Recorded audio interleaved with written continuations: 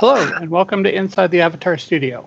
Inside the Avatar Studio brings together innovative leaders from the virtual technology frontier to discuss perceptions, perspectives, and predictions of what being virtual means in today's society. Guest speakers discuss current issues and trends surrounding the implications of being virtual and their experiences based on their own areas of expertise. Our host, Rene Brach, is delighted to have Bernhard Drax, Tom Boellstorff, my apologies, and Donna Zimmerman on today's show. This is the team behind the incredible documentary, Our Digital Selves, My Avatar is Me, the embodiment and placement in virtual worlds. To start off with, this month's perspectives piece, which I will be doing, is about staying relevant. Learners exiting the educational system today may end up changing jobs every 3 to 5 years throughout multiple careers. This trend is one that educators should be concerned about, as it changes the way in which instructors need to prepare their students for successfully navigating career opportunities. As people continue to work longer into their 70s and 80s, educators are uniquely positioned to establish positive attitudes towards lifelong learning and how people can maintain rewarding careers that are relevant at any age. The last 50 years has seen substantive change in how people move between careers and positions. The conventional wisdom between the 50s and 70s was to find a good company and you would be set for life. While that adage has never been truly 100% accurate, the disruptive influence of technology combined with changes in management philosophy over time has resulted in a workforce that is more mobile, more connected, and less prone to staying in a single career for their entire lives. This trend started to build steam with the baby boomer generation who, according to the Department of Labor of Statistics, changed jobs on average about once every 3 to 5 years. This trend has been accelerating, such that those under 40 today will likely change jobs once every 12 months and are more apt to also change career paths in the process. Today's new entrant workforce is expected to change careers, not just jobs, about 5 to 7 times over the course of their working life. Further, the Bureau of Statistics estimates that by 2026, over 22% of those 70 and older will still be participating in the labor force. That is double what it was in 1996. This has some clear and sobering implications for how education prepares students to be ready for this professional mobility. The reasons are varied and include the more common ones, such as higher pay and career advancement, as well as more intrinsic value-based decisions such as better alignment between personal values and organizational priorities. Technology has played a major role in the elimination of several career paths and the creation of new ones.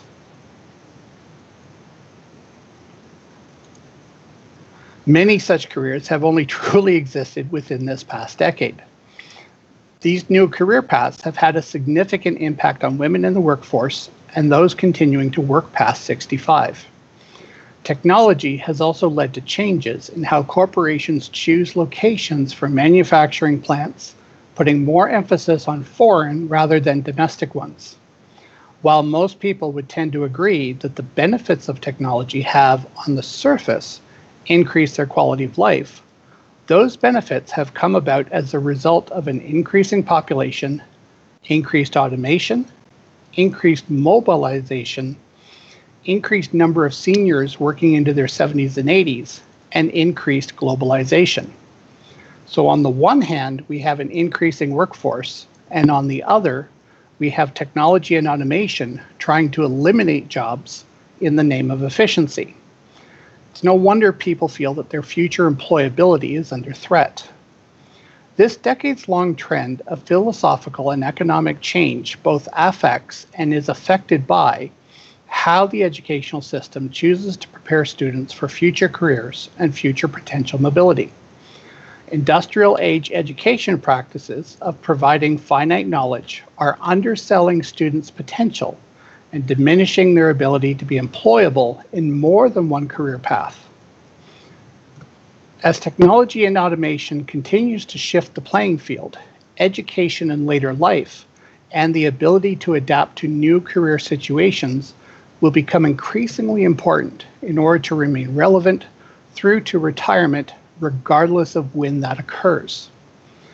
McKinsey, one of the leading authorities on predicting technological trends, estimates that over the next 10 years, 6 out of 10 careers will have at least 30% of their activities automated, impacting approximately 800 million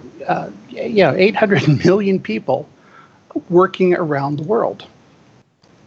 These declines will mostly be in the physical and basic cognitive skills areas, with the largest growth happening in those organizations that have begun to adopt automation and artificial intelligence technologies as a core component of their operations. Similar to how new careers available today were influenced by the emerging technologies of 2012, future graduates need to be able to position themselves to meet the challenges of today's emerging technologies to stay relevant in 2024 and beyond. In very real terms, this doesn't just imply retraining to maintain an existing career path, but a complete occupational switch to careers outside of those for which they originally studied or were trained. There are 5 main classes of technologies that have yet to reach their full potential in terms of transforming the future of work once they reach their zenith. These are game-changing technologies that can learn for themselves, can streamline procedures, store massive amounts of data, manipulate it, analyze it, render it in the field, and connect people to the results. They include cloud architectures, communication architectures, artificial intelligence, automation, and augmented reality. The likelihood that the skills for a chosen career will remain relevant 10 years from now is contingent on opportunities that integrate one or more of these classes of technologies into lifelong learning goals. These should include ways to describe problems faced in the chosen work environment. Sometimes it's not clear exactly how those changes will come about, even by those directly involved in their development. However, based on the changes that have occurred in the last 10 years, those that don't at least try to keep their knowledge on par with the technology changes happening around them are going to have a harder time switching careers when change does come. The payoff, however, is that investing in understanding about the emerging technologies of today will result in varied and dynamic new career opportunities that previously never existed. This is where education and opportunity will make a difference. I'd like you to invite you to read the full article, including the challenges to remaining relevant and positioning for the future. You will find it in the comment section below this video. I've included the link here for the people as part of our local audience. And I'd like to provide a reminder that the registration for our upcoming Rockcliffe Conference deadline is the end of this month, August 31st, and that seating is limited. Don't miss your chance to see what the future of educational conferences can be by joining us in San Francisco this November. The link to our conference and to the registration is also included below. And now, I'd like to turn the mic over to Rene Brach and this month's featured guests. Thank you very much, Kevin. And yes, I encourage you all to join us in San Francisco. It'll be a chance for you to find out how amazing my shoes are in the physical world. And my hair, too. Okay, so thank you guys so much for joining us. It's good to see such a full audience. And I'm really pleased to have my guests here today. We've got Donna, Bernhard, and Tom. Thank you guys so much for being here. And yes, thank you, Bill, for knowing about my shoes. Excellent. So we have a series of questions we want to ask you guys, and we have all been deeply influenced by your amazing project that you've worked together, our Digital Selves. And I have, personally utilized it as homework for a number of my classes, and it really has had a profound effect on them. So I appreciate your work. It really has made a difference in my classroom. That's awesome. Good, excellent. So I have a couple of questions. We're going to try to do sort of a round robin, and I'll ask you guys some questions. And then also I would like to be able to open it to the audience because I suspect they have some great questions for you as well. And thank you all three for joining us today. So I'm going to start with Donna. And what I did was I looked at your different research themes. And this project has been an ongoing project for 3 years, I believe, or more. And you also received funding through the National Science Foundation. Is that correct? Yes, we did. Tom and I had a 3-year National Science Foundation grant specifically to study people with disabilities and virtual worlds. Fantastic. So that really leads into what I was going to ask you about. So one of your research themes is disability. Why was this population chosen, and did you find similar connections to age, gender, educational experience, and location? Interesting question. Thank you. Tom and I started working, it's been almost 7 years ago now, with a group of people who with Parkinson's. And many people in this audience are familiar with Creations for Parkinson's and the story of Fran and Barbie, who Drax did a Drax Files hour on Fran as well. And we were so interested in the effects of what it meant to have an avatar body and an avatar community, and to be able to interact in a community that's online, that's interactive, that's immersive. We saw some really profound things happening, as many people are aware of, especially with Fran.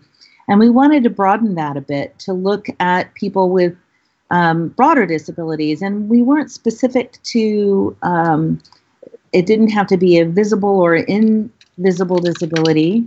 We weren't trying to say only people with this or that can participate. We wanted to be inclusive in a way that we could see the community as a whole. And as we think about the age, gender, education, experience, and location, no connections whatsoever. I think that that's also what I think is one of the beauties of Second Life and finding community in Second Life, is that you can connect with people of all ages. Fran is now 91. And of course, there are no children in here, but there are certainly avatar children, and male, female, and I would say across the gender spectrum, the people who would not identify as either male or female.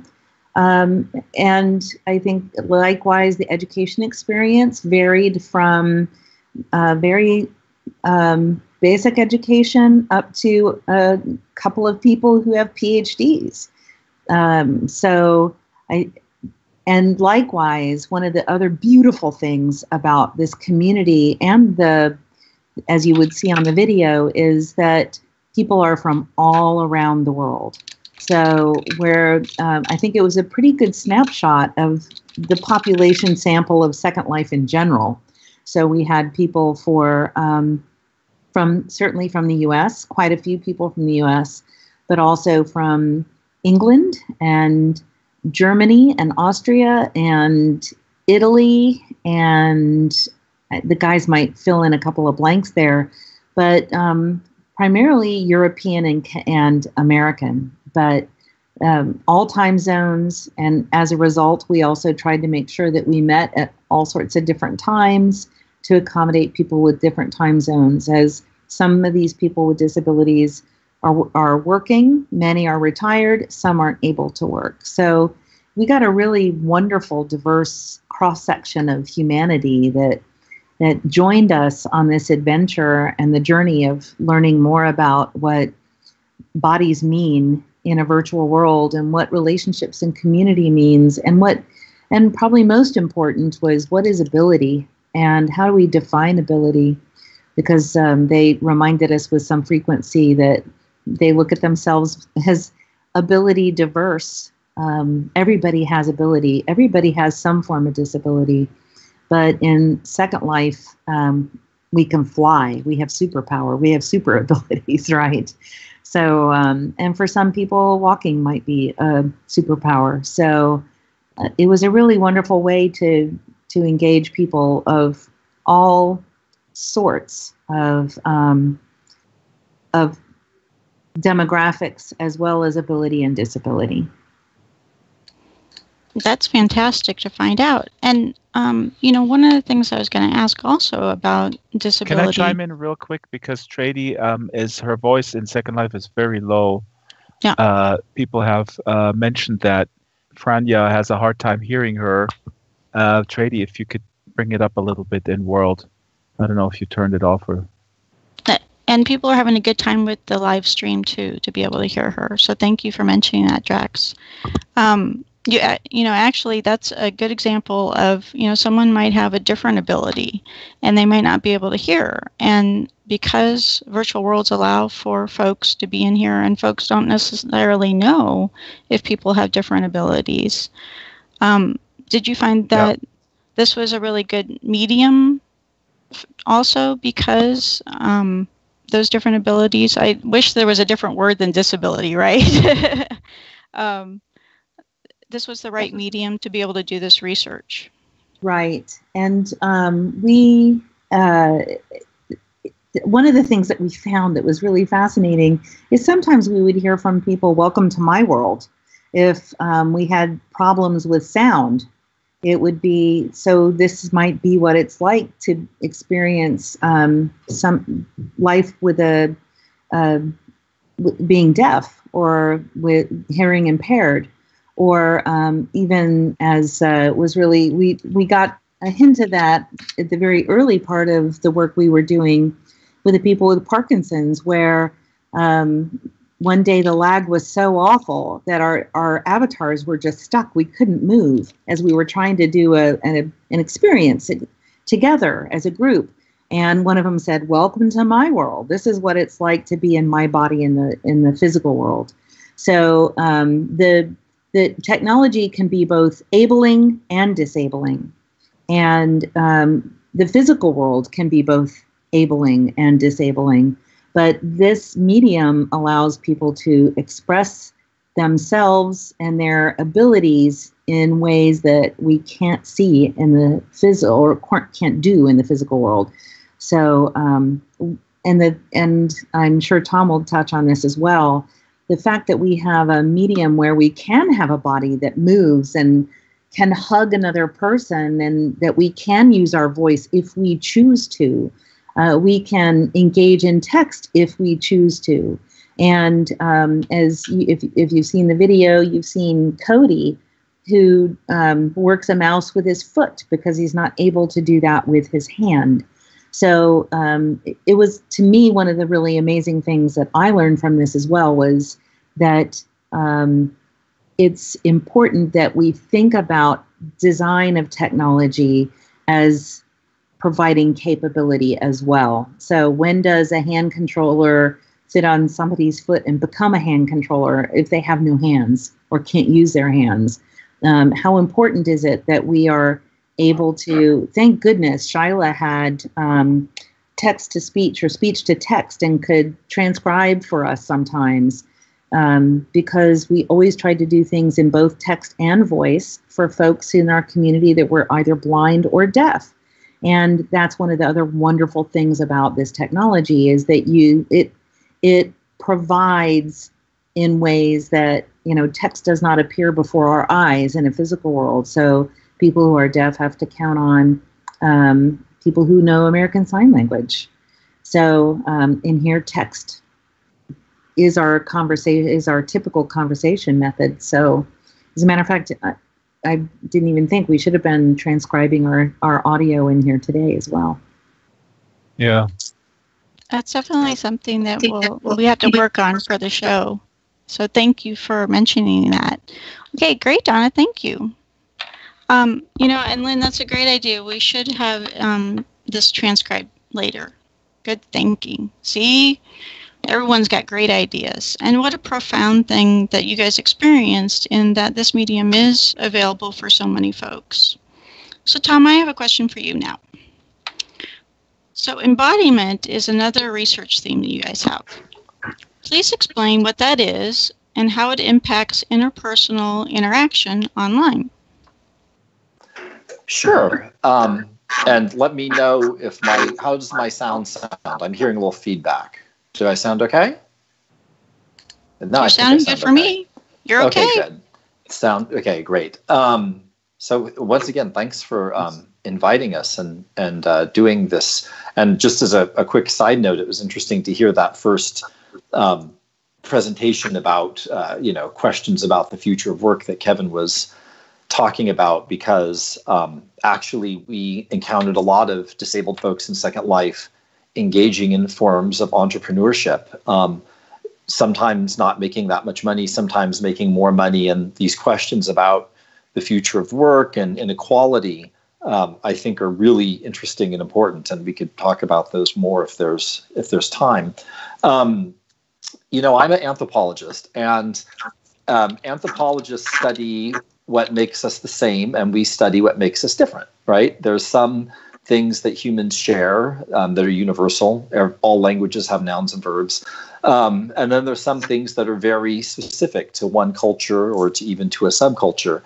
And just thinking of Kevin's initial presentation and the sort of 5 emerging technologies he was mentioning, for me as a digital anthropologist, I think one of the most important things to keep in mind when we're doing research is that the internet is not a single thing, and there are universal things or things that are nearly universal that are broadly shared, and then there's things that are very specific, and it's important to look at both of those. And so embodiment is something that you get in virtual worlds that you don't get in email or Twitter or something like that. And so it is a particular thing that's happening online in the internet. And it's a really interesting issue to think about how does that shape social interaction, how we think, what we do.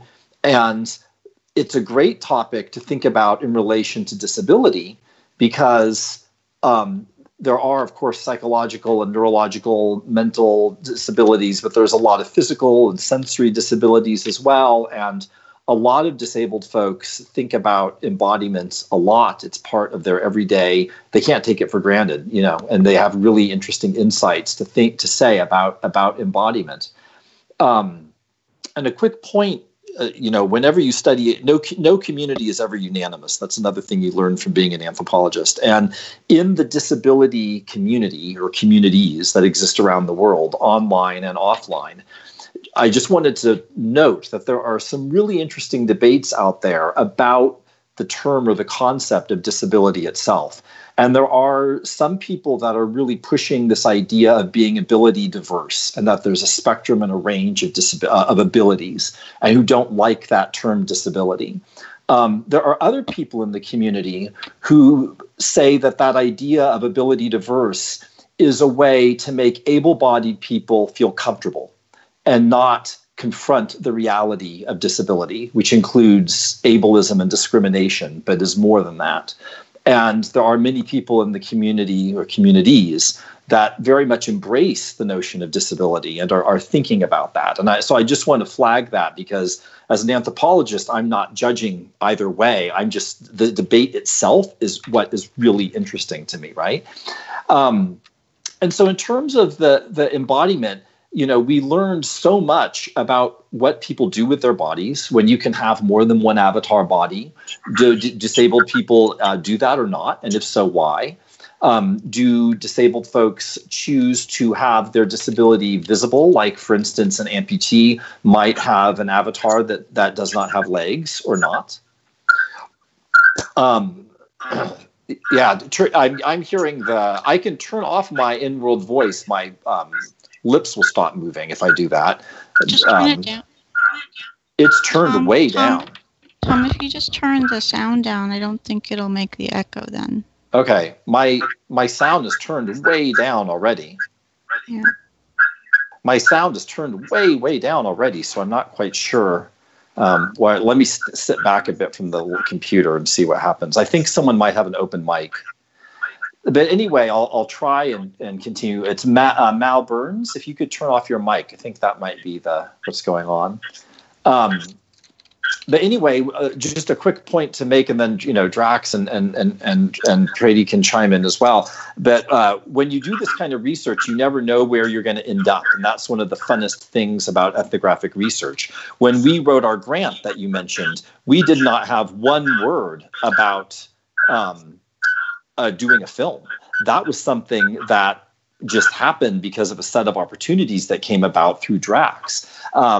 And something that happened during the research as well is we started to get really interested in place. And embodiment is really important. But we couldn't have these 4 avatar bodies and Mal the cat sitting there if there wasn't this sim and these chairs and this place for our bodies to be. So avatar bodies need places. Virtual bodies have to have virtual places or you can't do anything. And if you look at social interaction in Second Life, place is incredibly important, right? That's why it's a virtual world. And we were lucky that with our grant, we were able to have a sim or 2 sims where people could actually build to sort of express their experience of disability or make a safe space and a studio, do whatever they wanted. And through that, but also through just hanging out with people all over Second Life, we really, I think I learned a lot about the relationship between embodiment and emplacement and how important place is to thinking about what it means to have an avatar body. And a lot of people would talk about their bodies and changing bodies, but they would also talk a lot about all that time and energy they put into their places.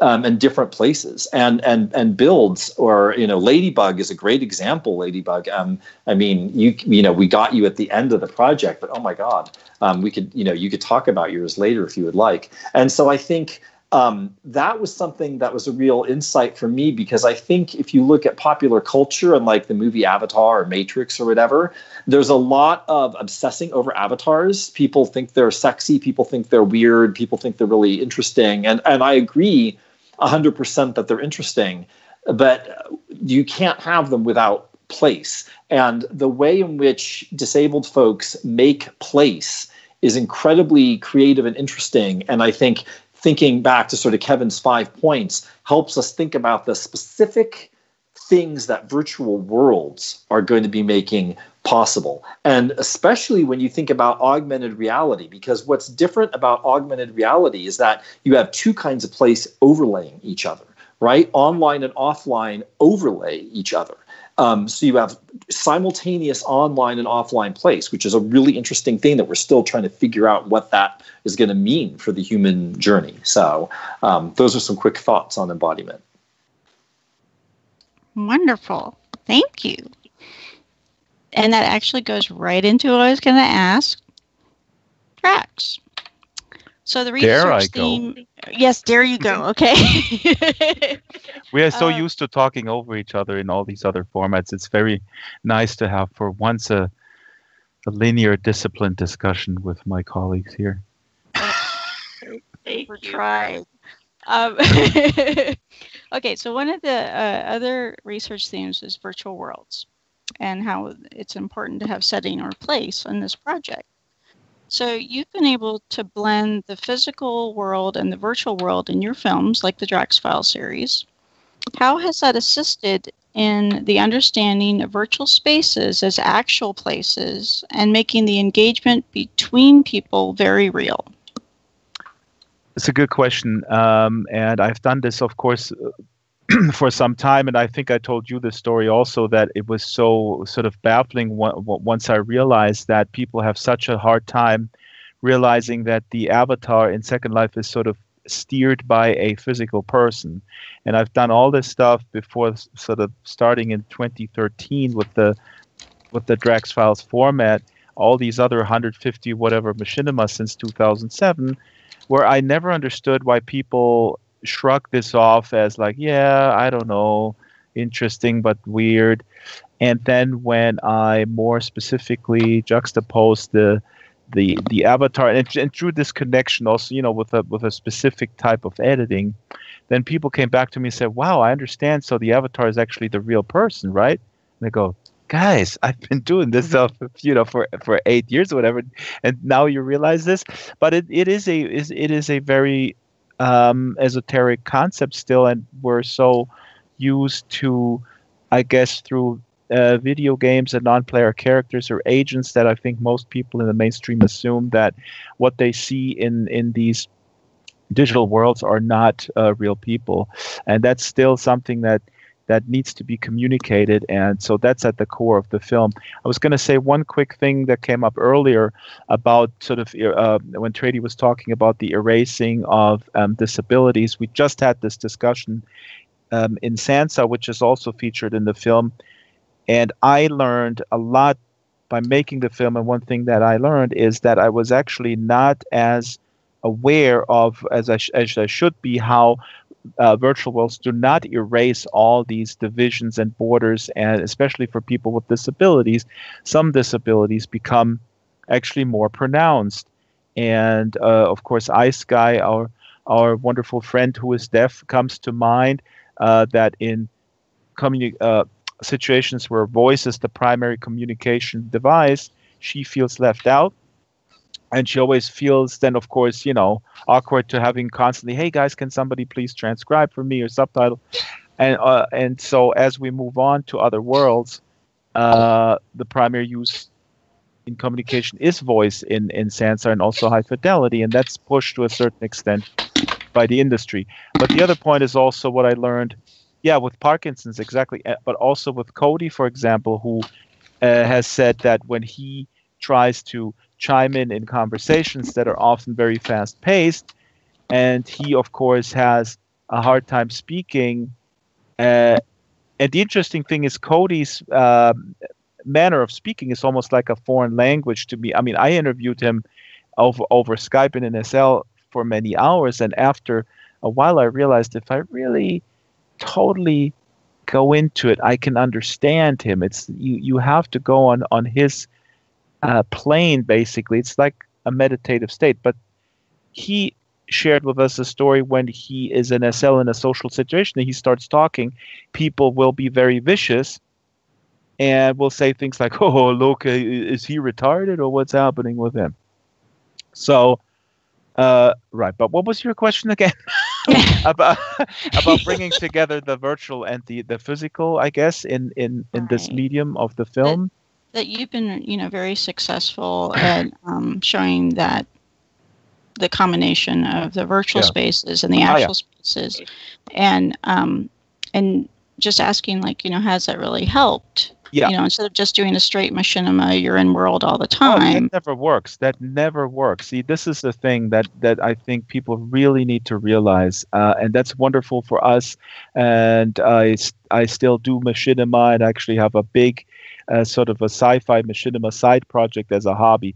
But if we want to communicate what we're doing here, it needs to be juxtaposed with the physical person. Now, having said that, it's interesting because Daisy will push back here. Daisy is here in the front row, and we streamed a game from Sansar, and we streamed it on Twitch. It was a very successful game, short-lived but successful.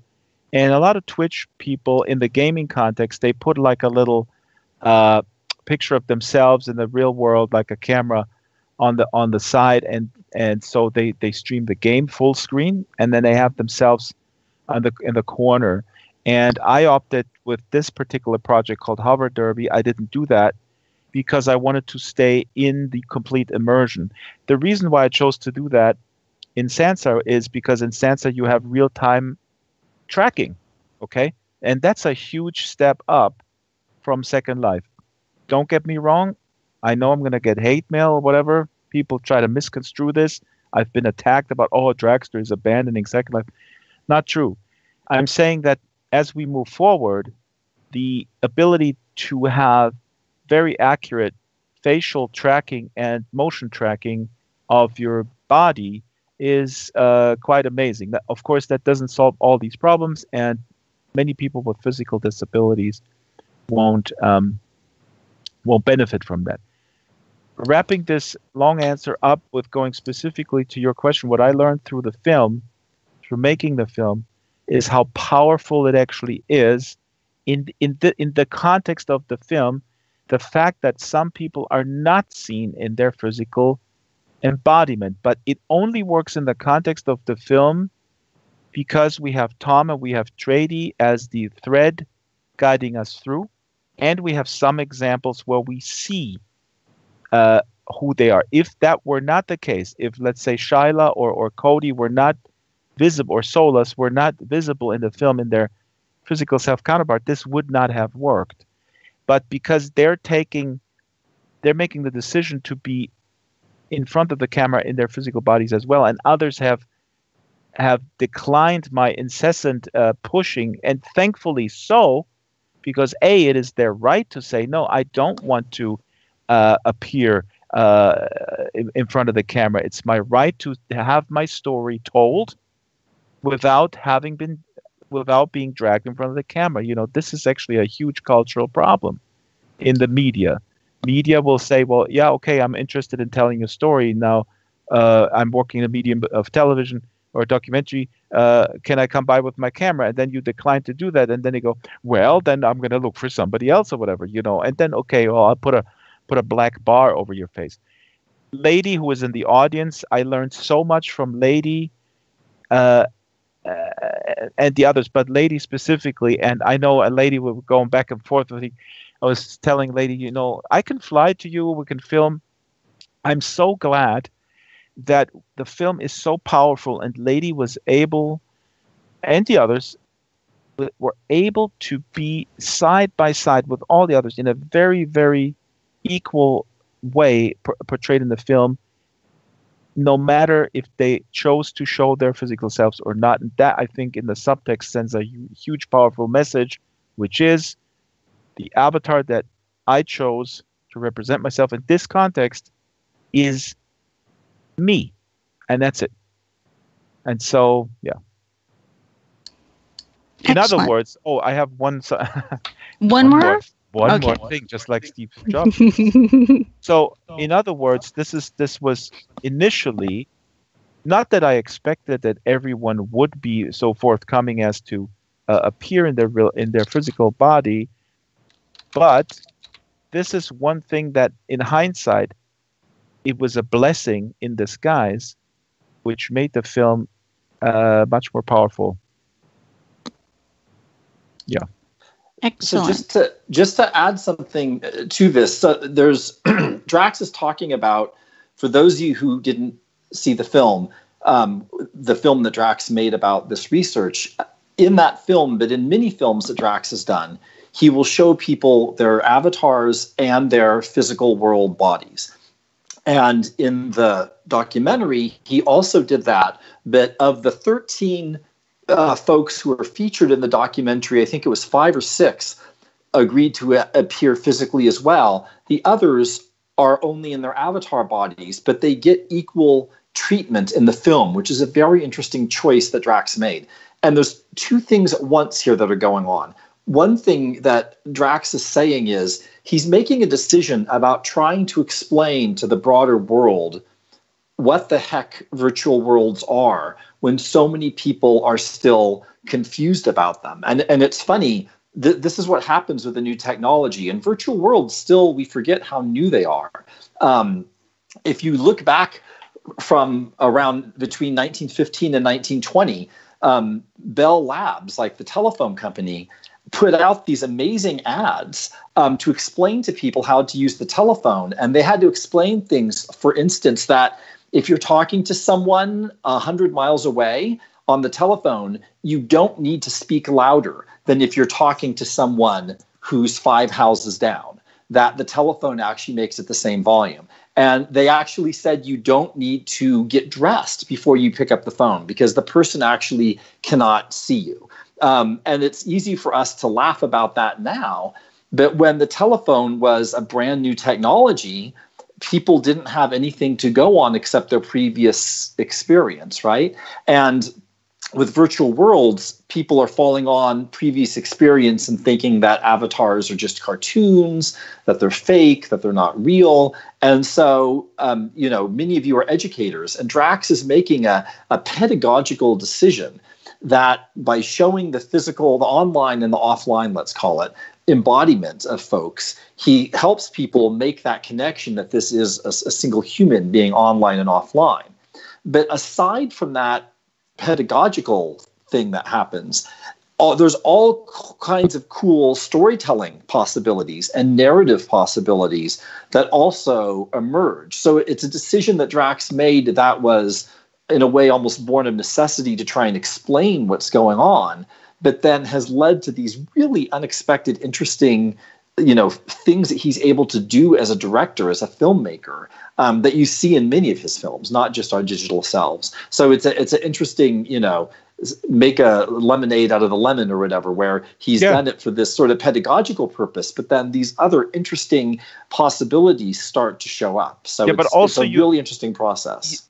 Also, the thing is really, and I mean, this goes a little bit, just a quick aside about what can be gleaned, I think, or can be applied for any artist or filmmaker or whatever, or here Silas, who is making wonderful avatars. You work with what you have. So you have to work with what you have, and if you don't get that, it is so important that everybody is equal in the context of this film, no matter what they choose to quote unquote reveal, and especially with you, Tom, and Trady too. I have a lot of footage from you guys making this point about this whole deception thing that comes up time and again, and I think that's also in the subtext that, people who watch this critically, they may think like, okay, how do I know that whoever's story is true, right? Well, I don't, but in the context of this, it doesn't really matter. This is not an investigative piece. I'm not going on trial with this film. It's about a much deeper, I shouldn't say much deeper truth. It's a different truth. But that's something that in the public discussion, there's always this implicit criticism. One last point. I also got reaffirmed that Second Life is just enormously powerful and goes nowhere. And people know how much I love Sansar and the possibilities. And we also show high fidelity in the film, etc. But having worked on this, the culture and the possibilities, and just it's I don't know. Second Life is just more important than ever before, I feel. So absolutely.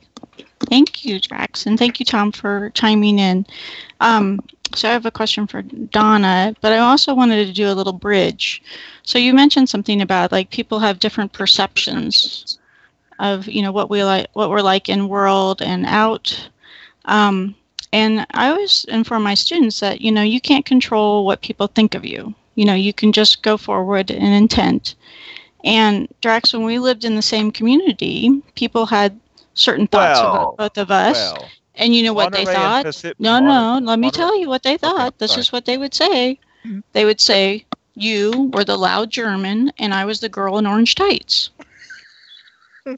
Listen, I was once in Pavel's Bakery at Saturday in the morning, and the mayor of Pacific Grove, and there's the line out the door, and I had given a presentation on Second Life at the Rotary Club the week before, where the mayor was present. That's a true story. And then I'm standing Saturday morning waiting for my bread in this small little coastal town that Zinnia knows so well, and I'm standing there, and there's the line behind me, and then Bill, I forgot the mayor's name, Bill something. He comes in and he says, he practically shouts, "Good morning, Mr. Drax. It's amazing. Your presentation on Second Life is so riveting." And everybody turns around like, oh my God, the mayor has caught the bug. The weird, loud German guy has corrupted the mayor. No, that's not what they said, but it was funny. You can only hope. So your point is basically sort of this outsider status, I guess, is doing what to us? It's excellent for us. Growing and weirder. You know what?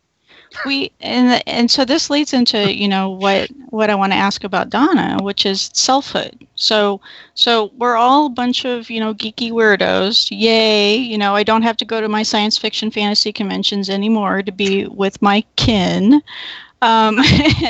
So Donna, how about selfhood was another one of your research themes. Can you please define what that concept is and how it relates to avatars and any other parallels that come into play? Certainly. And I think we've been talking about that for the last 10 minutes or 15 minutes or so. Oh my gosh, I know. Like, I should change my questions on the spot, but I got so excited about it. And it was really cool to see like what your guys' themes were for the research. So I really wanted to have everyone know more about that. Certainly.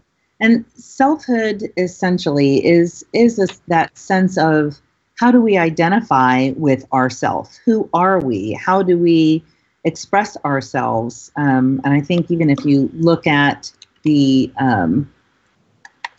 technical definition of selfhood, it's the quality that constitutes one's individuality or a state of having an individual identity.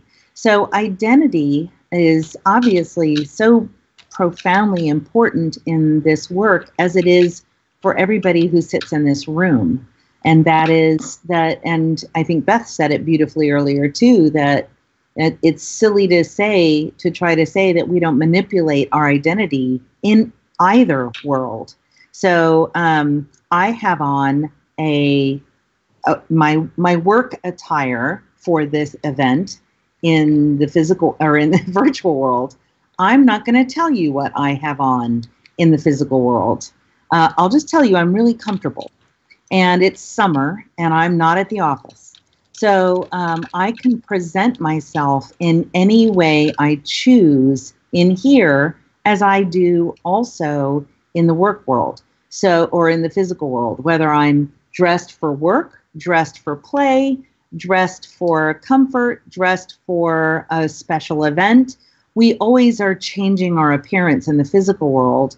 And in the virtual world, we have the ability to change our appearance to represent anything we want, whether it's a flower or a gecko or a gator or an astronaut or ourselves. You know, I tried to create my avatar to look remotely similar to my human, although I am definitely much thinner and younger in the virtual world than I am in the physical world. And I actually tried to alter that somewhat on my avatar, but they haven't mastered that in Second Life yet. It just made me look ridiculous. And I thought, why would I do that to myself? But we can choose. There are many people who are furries. There are many people who are children. It's whatever you want to be, you can represent yourself as. And we often hear people say that they feel that the way they're able to express themselves, and that isn't just visually, that it's more authentic in a virtual world where you aren't being defined by those stereotypical traits or characteristics of a physical body. So we might look at someone who has an avatar, and this is one of the things when I was working on my PhD, one of the people I interviewed was someone who was a psychiatrist and on a faculty at a very prestigious university. And she said, it wasn't until I came into Second Life that I really was able to reflect on the way I judge others by their visual appearance. And she said, it used to be if the kid came in dreadlocks and wanted to have a meeting with me, I'd automatically labeled him as a stoner, and I didn't listen to a thing he said. She'd automatically judged him by his hair. So I might get judged by my weight or my age or my gender. In the virtual world, our selfhood is our identity is whatever we choose to create it to be. And then we are also able to express ourselves in ways. And that's one of the things when Drax was talking about whether we see their bodies in the physical world or not, one of the things that Drax was able to do we had never heard the voices of several of the people in the film until the film. So even our voice is a representation of ourself.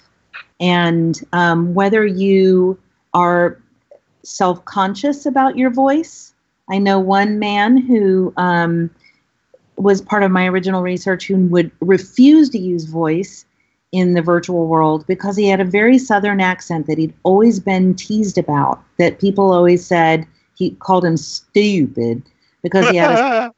I did that just for you, Drax. Yeah, thank you. So his Southern accent people equated as being ignorant and so not true. But how often do we judge people by all of those aspects of ourself and our identity? So sometimes it's more comfortable not to use your voice. Sometimes, go ahead, Drax. I was going to chime in real quick. I hinted at it earlier. As we're moving forward in Sansar and in High Fidelity as well, voice is, being pushed by the platform provider Linden Lab as the communications means, especially because with VR headsets you cannot type. And I just want to throw in this little anecdote. So we're doing these weekly field trips in Sansar called Atlas Hopping, and we have between 20 and 50 people. It's wonderful. We go to different places, and the problem is I'm hosting this with my VR headset, so I can talk, but I don't know when people want to respond to me in chat. There is chat capability in Sansar, but I don't see it. So Ebbe Altberg, the CEO of Linden Lab, is a frequent comes along with us Atlas hoppers, and I'm not going to claim that it was me who accelerated this, but every time he showed up, I told Ebbe, we need two things in Sansar. We need to sit down, but we also need the ability, if we're in a headset, we need to see what other people around us are communicating to us in text. And so for a long time, there was no ability to see that, and it felt to me that Ebbe understands a lot about virtual worlds, but it felt to me that he didn't see the need immediately why this would be so important, right? But the fact is that in our Atlas hopping excursions, there's over 50% of people with no headset, and there is among these 50% are most people still use text to communicate, or just to make comments that then are picked up by people who use voice, and so on and so forth. So after a while, it was announced that in Sansar had the ability to have a floating chat window that I could grab with my hand controllers in VR if I was in a headset, and I was able to monitor what people were saying on the ground, and I was able to respond to them. But it took a long time, and again, this is not a critique at Linden Lab, because I know they have such a complex beast that they're trying to develop as fast as possible, but it did surprise me that this was not prioritized. I felt that this was a no-brainer that really needed to be up front and center because of what you pointed out here, Trady, and there's many reasons why one would not want to use voice.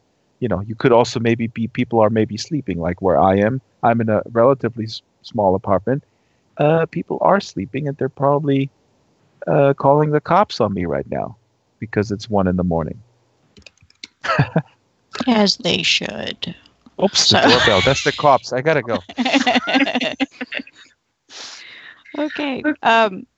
Donna, thank you for explaining that. And you're right that we've been, going round and round about it, and understanding that the selfhood is not, just the physical appearance, but the sound and, probably our proximity, the words we use. And Drax, you hit something about, like, with Cody, like, if you're a patient, you listen and you can hear what he's saying.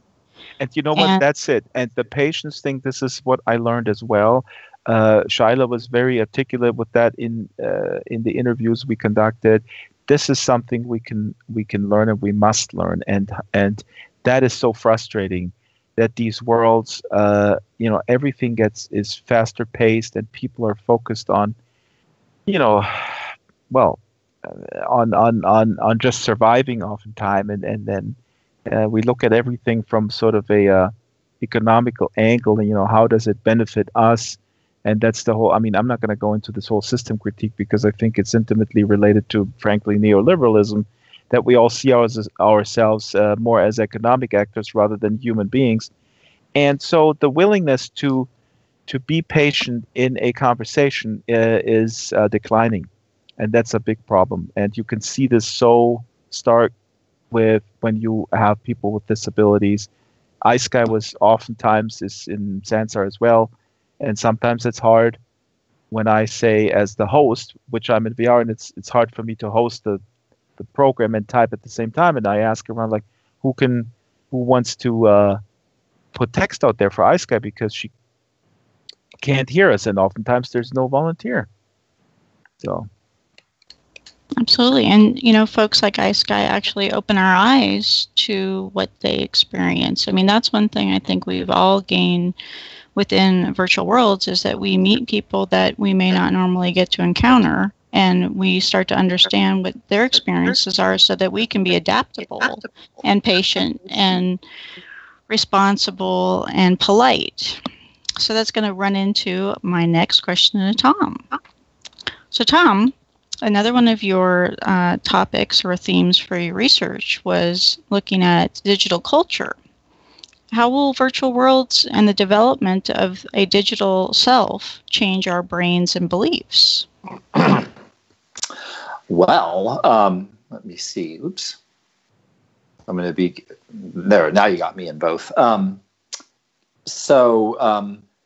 me answer that by going back to the selfhood topic, because selfhood is so interesting to an anthropologist, because selfhood is sort of the place where the individual and the social meet, or one of the places where it really happens.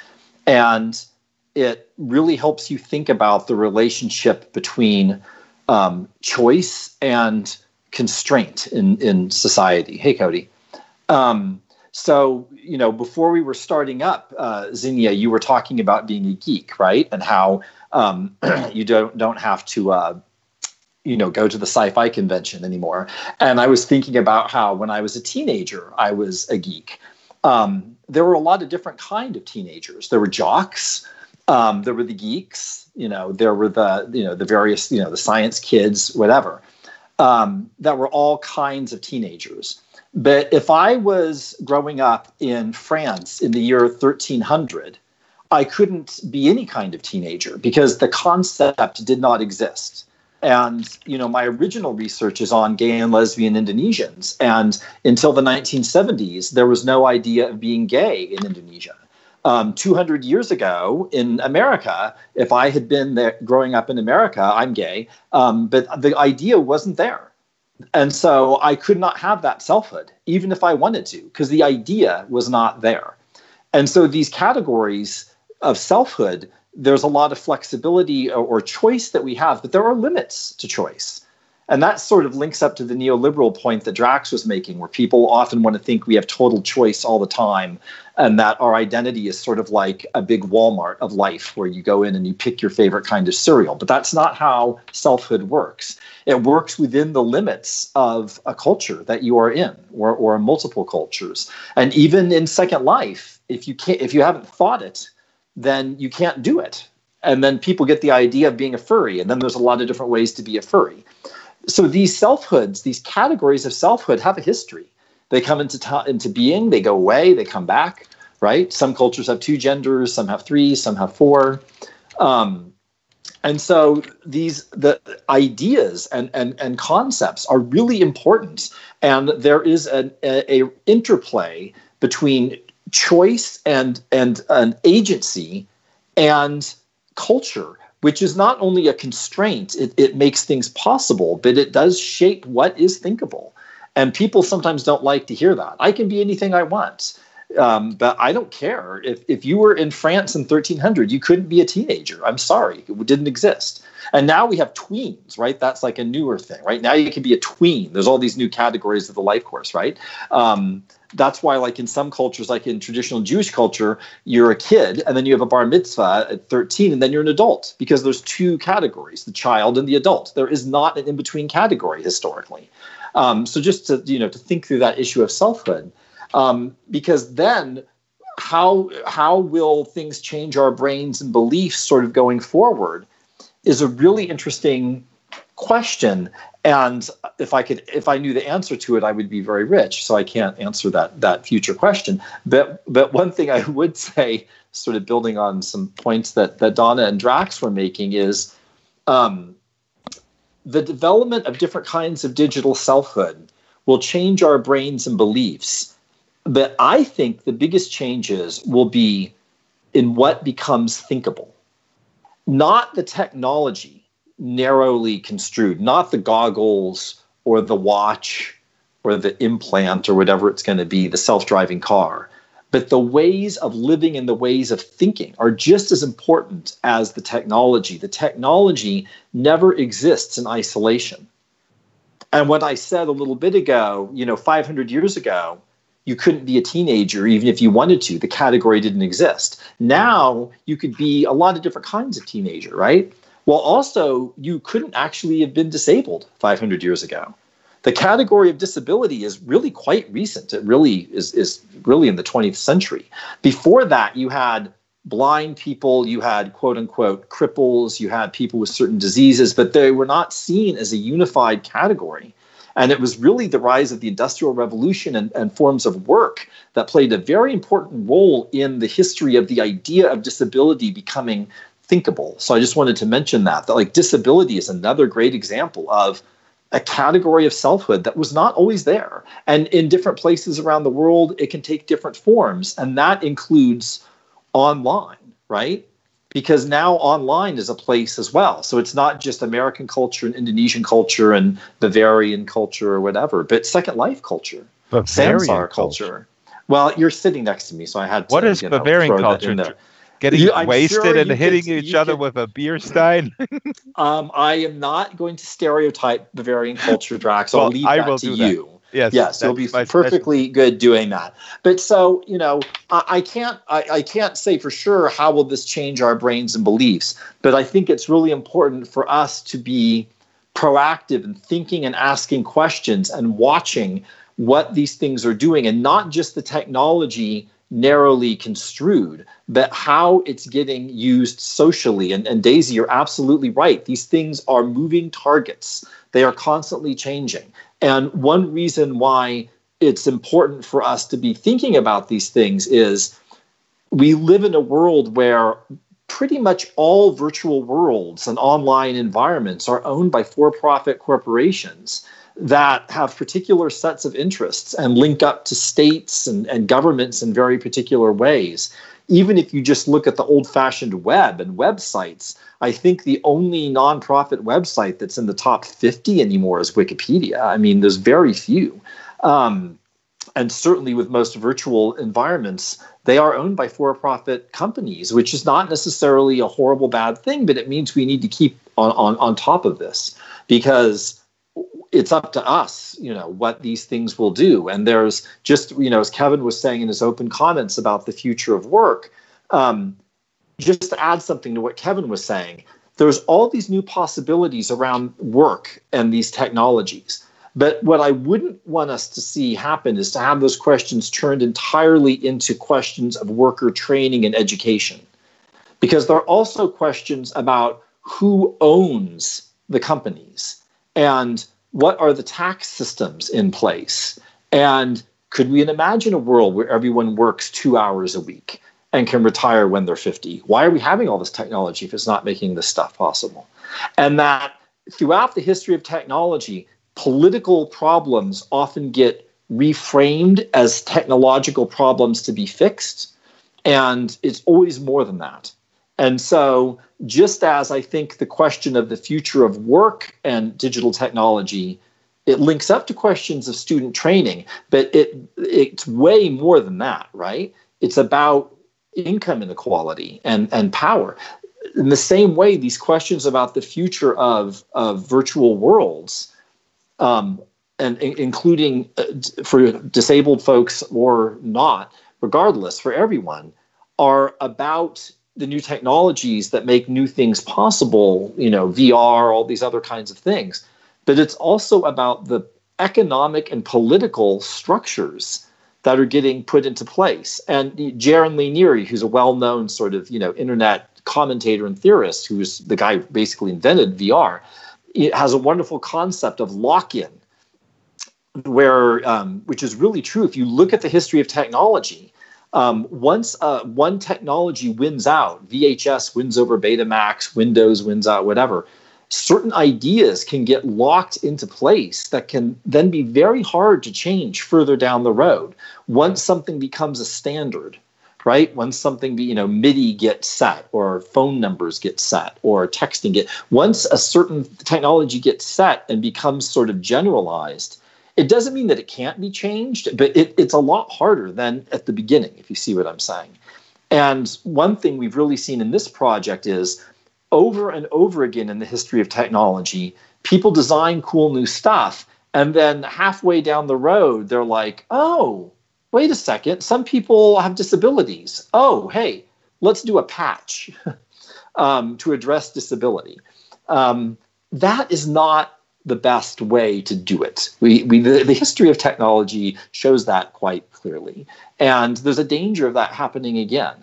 And one thing we really have seen from doing our research project and other work that other people have done is that if you include disability at the beginning, when you're envisioning these things, not just about the technologies, but about the social relationships, then it's better for everyone in the long run. I wholly agree. And now I'm starting to think, like, how can we rebuild the magic 8-ball? Could it be a cube? Maybe. Well, I can tell you that my little tiny anecdote with this whole thing in Sansar with the floating window that lets people in VR read chat. I mean, this is not my invention, and I'm not even, I'm not crazy or conceited enough. I am conceited, but not to that extent that I would claim that it was me accelerating this. But because our Atlas hopping showed the Linden Lab folks who participated what the interaction entails, and because we have several people from the disability community participate in these outings, it was easy to show the need for that. And I would say that these technology companies very often, well, they should actually, Shyla said that too. They should really have someone on staff, a ability diversity officer. I don't know what you would call it. And Linden Lab used to have Pathfinder Linden, who was a liaison in the educational sector, but who came from social science. And the big problem I see is that with technology companies, as they're downsizing or consolidating due to economic pressures, those are the first people who get fired, or not fired, they get laid off. And that's not good.